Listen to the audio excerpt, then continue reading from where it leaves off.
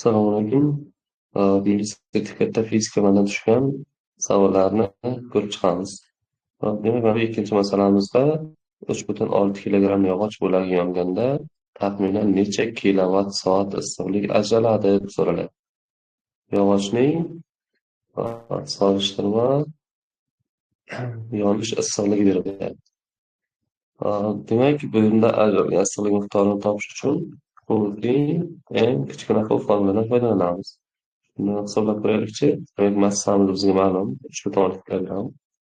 3,6 ko'paytirilgan quvurni qiymati esa mana bizga berilyapti 10 darajasi 7. Demak, bu 3,6 10 darajasi 7 joul energiya ajralar ekan.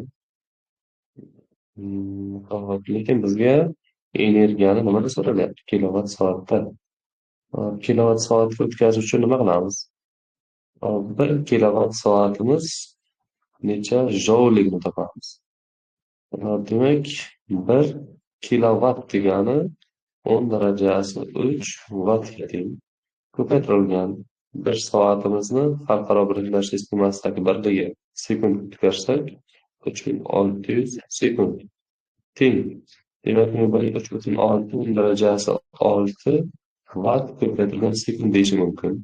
Bu yerda vatt bilan sekundni ko'paytmasi bu joulni beradi. Demak, 1 kilovat soat energiyamiz bu 3,6 10 darajasi 6 joulga teng ekan. Demak, 3,6 kilogramm yog'och yonganda ajralgan issiqlik miqdorini topish uchun men mana bu quvurni o'sha biz solib qolgan quvurishtiribga bo'lishim kerak. Demak, 3,6 10 darajasi 7 ni bo'lamiz 3,6 10 darajasi 6 ga.